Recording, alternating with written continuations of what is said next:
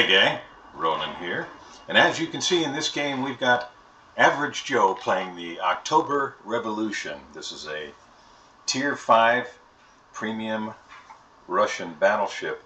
I believe it is spelled Oktyabrskaya Revoluция in the World of Warships wiki, but I believe probably most people that aren't playing on the Russian server call it the October Revolution.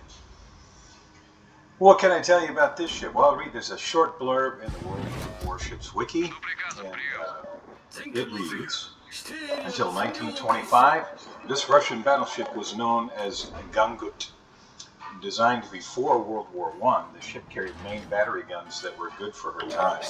In the 1930s, the battleship was upgraded to receive more powerful propulsion, an advanced gun fire control system, and improved AA guns. Well, in the current game meta, we know AA is a joke, so improved still means not very good. The guns themselves, well, they're 305s, and you got a whole bunch of them, right? You got 4 turrets, each with 3 barrels, so 12 guns. Not really very accurate. You can see that we're playing a very low tier map here. We've got a game loaded with tiers 5 and tier 4, which can still be fun if you get a team that is loaded with actual human beings. Sometimes you don't, unfortunately. The game having reached the point where it's a little bit long in the tooth now, and there are far fewer players playing in lower tiers, so kind of a nice thing to see some players still playing. I'm going to pull up the particulars on the ship here. It's just going to take a moment. And there is a really nice shot on the Yubari from Joe to just splatter the Yubari. Alright, so I'm going to the ship tools, and that is what I'm talking about there. You can see anyone with a hyphenated name, well, they're probably not going to play very well, right? As we see Captain Zenker there, controlled by our favorite friend AI, just rushing to his death. And Joe says, you know what, that's a destroyer, I should probably pick up a little bit of speed. Now, if you've played this map a little bit, you know there's often a lot of action here. And unfortunately for Joe, his team at the Charlie Cap are, well, they're just being beaten half to death. So right now he's being rushed by Draven, Nolan, in the destroyer we talked about, and there is another commanded by an AI bot. Fortunately for Joe, decided to throw torpedoes, well, somewhere else. So now there are 3 red ships closing on Joe's position, and you can see these guns, they do not transit very quickly. I'm still looking for the information on this ship here, and I'll have it in just a moment. But I want to try and also offer some commentary on the game itself. Okay. The Karlsruhe is, well, he's just plunking away, and Joe says, you know what, I'm not going to worry too much about that. I'm going to focus on destroyers. And while AP will do some damage, HE might have been a little bit more effective against a destroyer. You're almost guaranteed to get overpins, but a little bit of damage is better than none. And again, these turrets, they traverse at a glacial pace. So one of those aforementioned AI commanders is coming over to help. And Joe, well, he puts a pretty nice shot into the red cruiser there. Okay, so these guns, I mentioned they are really pretty decent for the tier. They're 305 millimeter, and now it is 5 ships apiece. As Joe gets off some of the guns on Dravendell, who's apparently just deciding to push right down in. I have to say, not uncommon at this tier to see that kind of play style. It's a little refreshing, actually, to see it, given the state of the game now, as the red team takes the lead and the lead in ships count as well. So the AP damage per minute with these guns, 193,500, as Joe just continues to chip away at the destroyer. HE damage per minute, 101,250.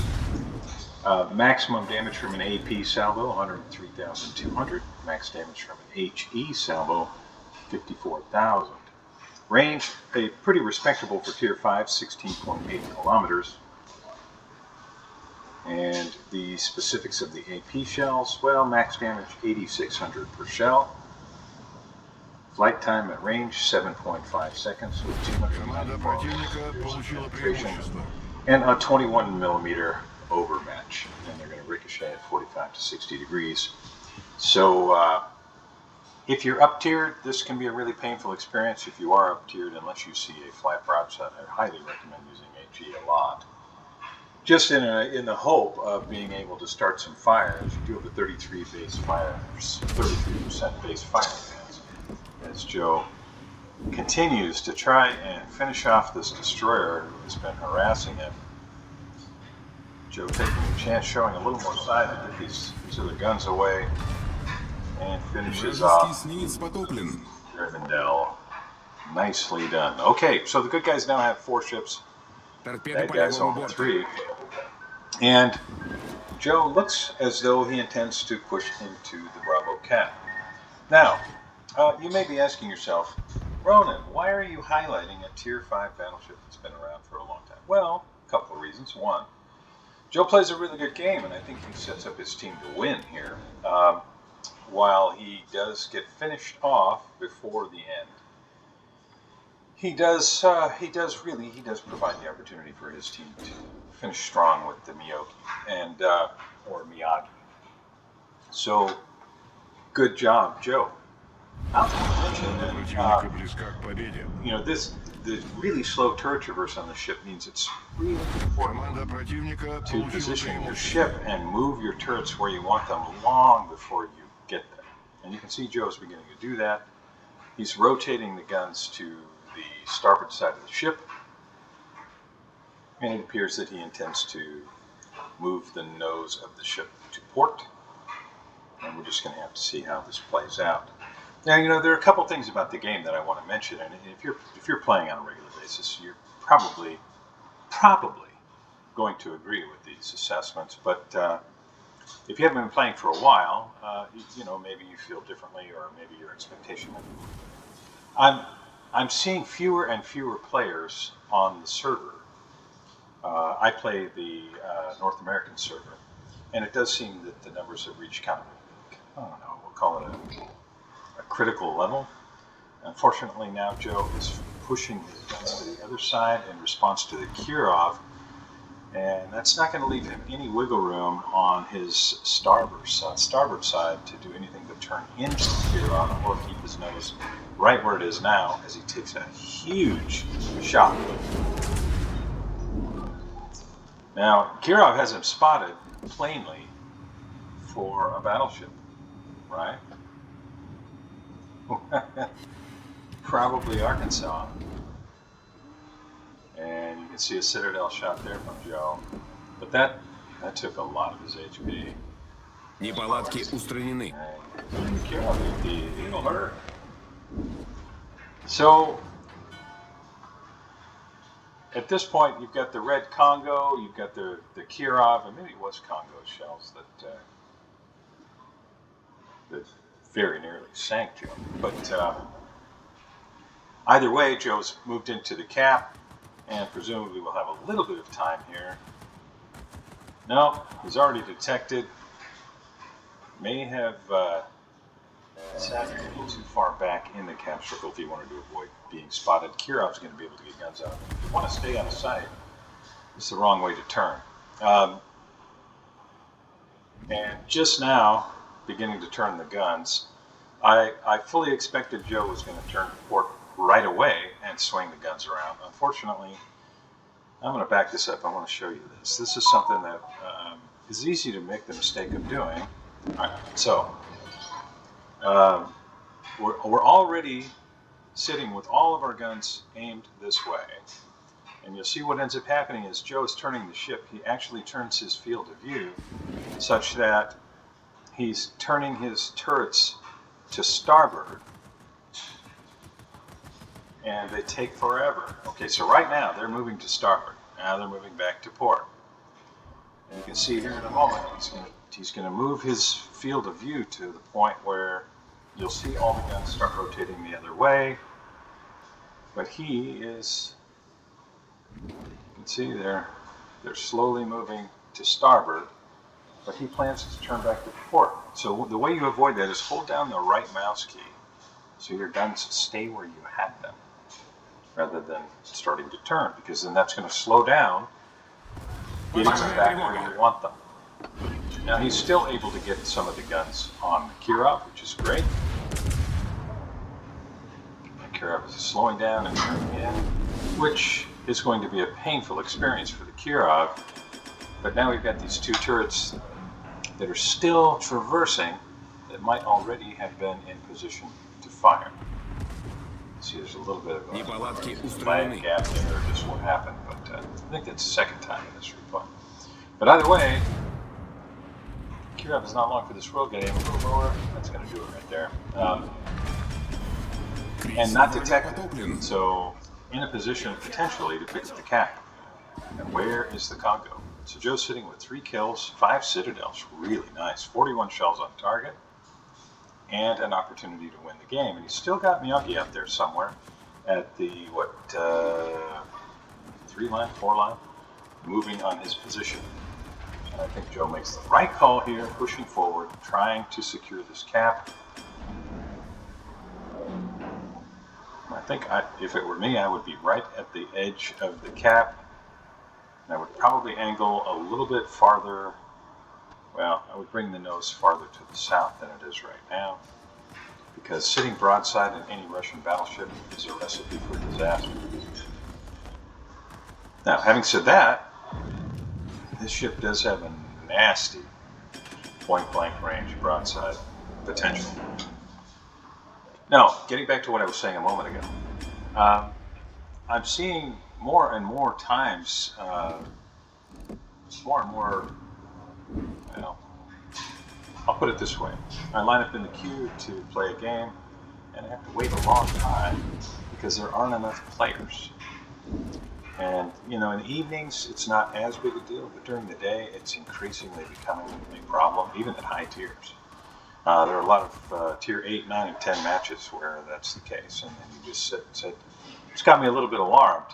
In addition, after years of wargaming, at least in my opinion, kind of catering to the lowest common denominator, not really asking or requiring anyone to do anything to actually learn the game, as Joe has a really nice broadside opportunity here, and just doesn't have any luck at all. He still manages to pick up over 18,000 damage, but he's sitting broadside with 6,100 HP, and he's got a Congo with 34,000. Joe's going to be able to get one more shot off here, and let's hope that the RNG gods are kind. This ship has the potential to finish off that Congo. 2 citadels, not quite enough, and Joe does go down to return fire from the Congo. So, really well played game, Joe, and I hope you don't mind me expounding on what I was saying a moment ago during your video here. And Miyagi does actually, in fact, finish off the Congo here for the win. And Joe, spectacular game, brother. So I keep hearing in the kind of front wings, well, I don't know about that. But it has changed. It's continued to change, really, for the last 5 years or so, right? A lot. And not all of those changes have been, at least in my opinion, healthy changes. Devastating Strike, Confederate, high caliber, First Blood, really, really strong game, Joe. 126,000 plus damage on 59 shell hits with an incapacitation, 3 ships sunk, a fire started, 7 citadel shots, a couple of cap defenses, some secondary hits, which is really phenomenal in October Revolution. Topped the scoreboard with 1,770 base XP. A tip of the hat to the Agincourt player and the Miyagi player who actually finished up the game. Also, the Arkansas and Congo player on the red team. You can see where that damage was spread out. Kirov just, well, he had a face full of shells. Yabari in the early going got blapped. Acosta, well, it took a while, but he finished him off too. And a Congo there, Nico Mustang 007. He was just, it was 2v1. He didn't have as big a chance after hitting the 2 Citadel shots. That's where all the damage was placed, how it was broken down. Over 1 million potential damage. Again, really strong game.